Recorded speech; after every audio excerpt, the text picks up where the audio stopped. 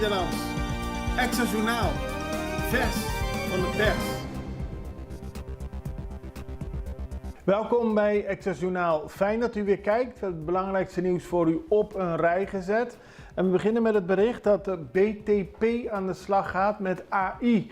Dat is Artificial Intelligence, ofwel kunstmatige intelligentie. En BTP is het bureau Telecommunicatie en Post. Gisteren had de directeur van BTNP, Kurt Belvoor, kwam aan het woord in het parlement tijdens een vergadering. Er werd over verschillende zaken van het bureau Telecommunicatie en Post gesproken. En onder meer over het beleid op het gebied van artificiële intelligentie. Deze kunstmatige intelligentie betekent dat er een capaciteit van een computer kan worden gevraagd door een machine of een computergestuurd systeem om zaken te bereiken die een mens niet kan bedenken omdat het veel te groot en veelomvattend is. Hoe moet je daar omgaan met zo'n toezichthouder als bureau Telecommunicatie en Post? Dat is een beleid waarvan Kurt Belvoor aangaf dat daar nog over nagedacht moet worden, dat er nog een beleid voor gemaakt moet worden, maar dat het bureau daar wel mee bezig is. Het gaat om heel veel, het heeft heel veel gevolgen, het heeft heel veel terreinen. Het beslaat ook terreinen van mensenrechten en dergelijke. Dus BTNP is ermee bezig, aldus de directeur. Wat doen we met AI bij de verkiezingen? Er werd tijdens die vergadering veel over deze artificiële, kunstmatige intelligentie gesproken. Onder meer door Anna-Maria Pauletta van de PAR, die vroeg hoe we voorbereid zijn op het gebruik van kunstmatige intelligentie bij de verkiezingen van volgend jaar. Om u een voorbeeld te geven, in Amerika en andere landen is het bijna gebruikelijk dat je videoboodschappen ziet of radioboodschappen kunt horen met de stem van een persoon, maar het is niet de persoon die het gezegd heeft. Dat is computergestuurd. En daarmee zou je veel mensen op het verkeerde been kunnen zetten. Je zou bijvoorbeeld minister-president Dilma Picpissas iets laten zeggen wat helemaal niet in zijn beleid is. Hoe gaan we daarom met de verkiezingen? Pauletta wil niet dat we opeens voor verrassingen komen te staan zonder dat daarover is nagedacht. Burgerstad Borg, het gaat over een boete of een borg van 300.000 gulden. Die moet worden betaald. Dat is de uitspraak van de rechtbank gisteren. Het gaat over een pensioenverzekering bij Enya. Die betaald moest worden door een directeur van de PSB-bank. Er is lang over gesoebat in de rechtbank. Maar er is borg gestaan en daarom moet er bijna 300.000 gulden door de PSB-directeur worden betaald. Het is nieuws in verschillende kranten, waaronder de Extra, die aangeeft dat de zaak al sinds 2015 speelt. Kitesurfer raakt gewond. Gisteren is een toerist gewond geraakt bij St. Joris Bay. Dwaait flink, gisteren vooral. Dat heeft tot gevolgen dat mensen graag gaan kitesurfen. Maar dat kan dus verkeerd aflopen, zoals in dit geval, waarbij de toerist in de lucht werd meegesleurd door zijn kite vanwege de enorme wind. Daarna viel en ernstig gewond raakte. Tenminste, de ambulance moest eraan te pas komen en hij is naar het ziekenhuis gebracht.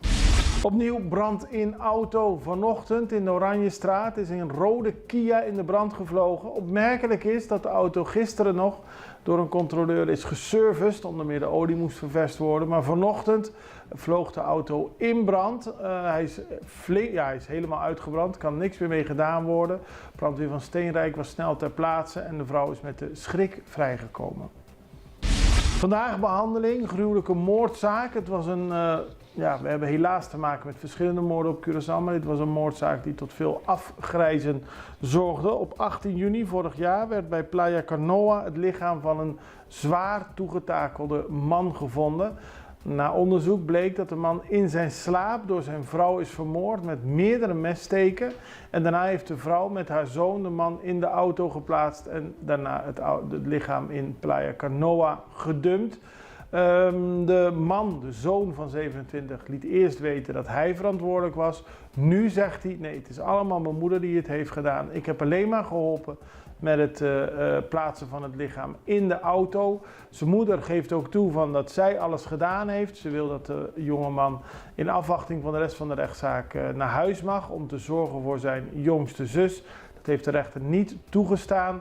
De zaak wordt nu verder behandeld, maar het is vooral de gruwelijkheid waarbij een man in zijn slaap op zo'n manier vermoord is die tot veel ophef heeft geleid.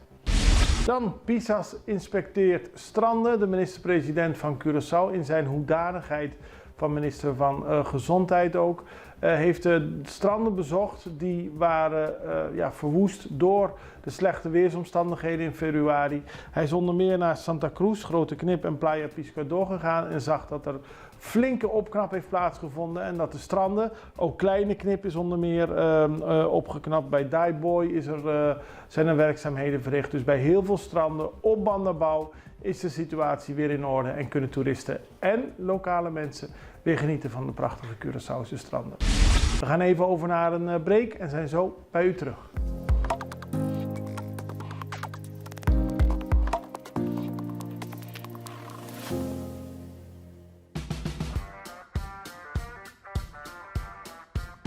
Welkom bij Heavy Mix Concrete.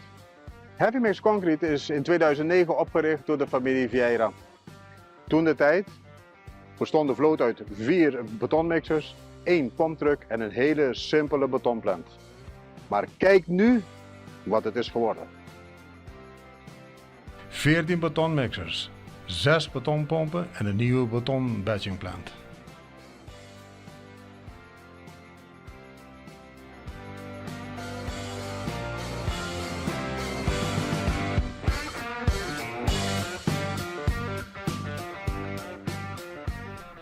Bij onze nieuwe batchingplant vindt de menging plaats in de mixer van de betoncentrale en niet in de truckmixer.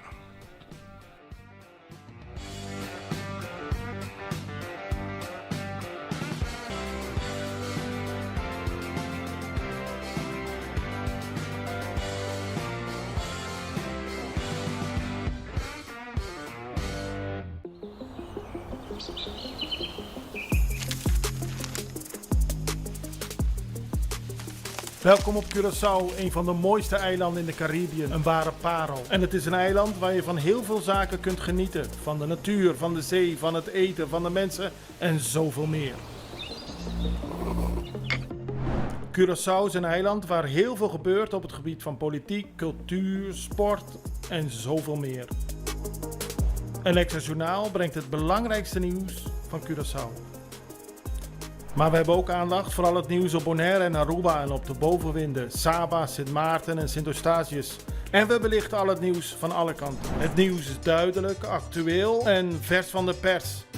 Extra Journaal, elke werkdag op Salto. Op Curaçao zijn we de hele dag bezig met het maken van Extra Journaal. Volg ons op je favoriete Amsterdamse zender, Tauro.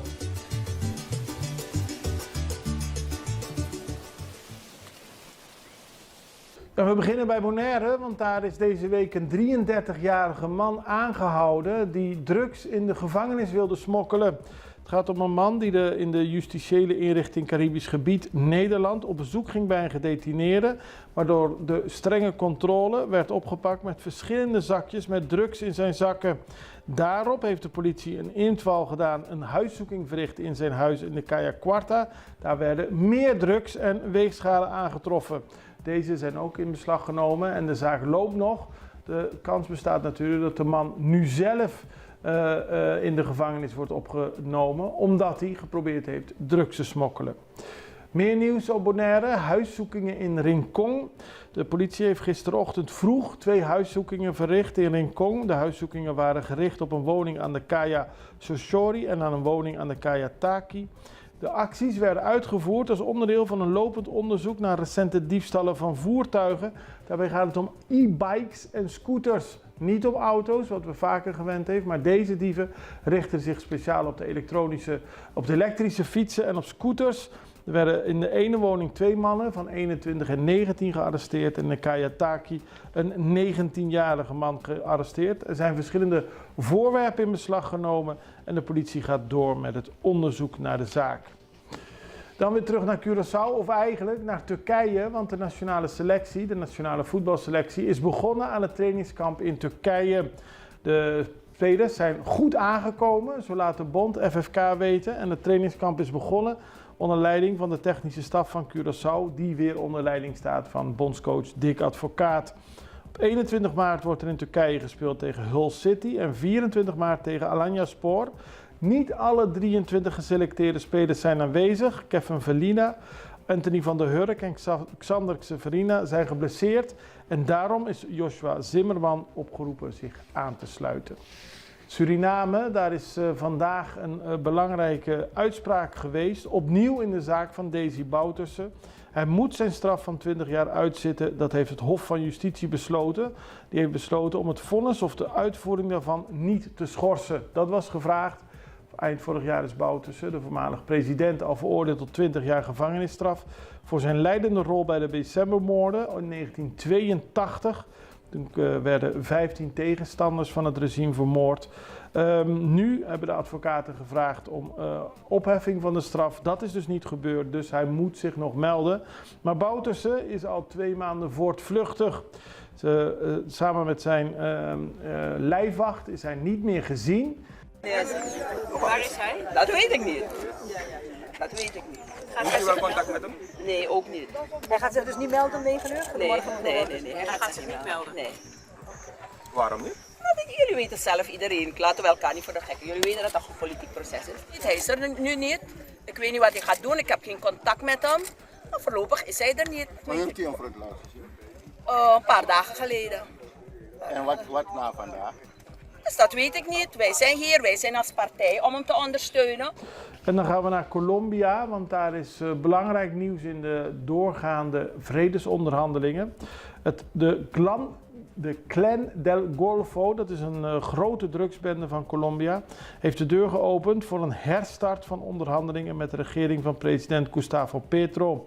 Die waren maandenlang stilgelegd vanwege aanvallen op burgers en veiligheidstroepen.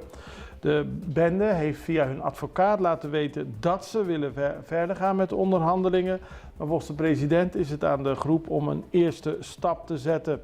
Als ze durven, zullen we de onderhandelingstafel openen, zei de president. Waarbij hij hen echter opnieuw beschuldigde van afpersing, cocaïnehandel en mensensmokkel. Volgens de president zullen de drugsbaronnen van de clan collectief voor de rechter worden gebracht.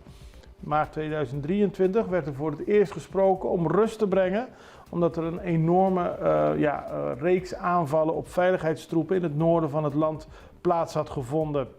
De clan had eerder een overgaveplan van de president afgewezen, maar willen nu toch verder praten om rust en de rust terug te brengen in Colombia. Dat houden we voor u in de gaten, net zoals al het andere nieuws wat ik net genoemd heb. Als er iets belangrijk is, dan melden we het hier bij Access Journaal en ik hoop dat u ook weer blijft kijken. Morgen zijn we er weer. Het allerbeste. Tot ziens.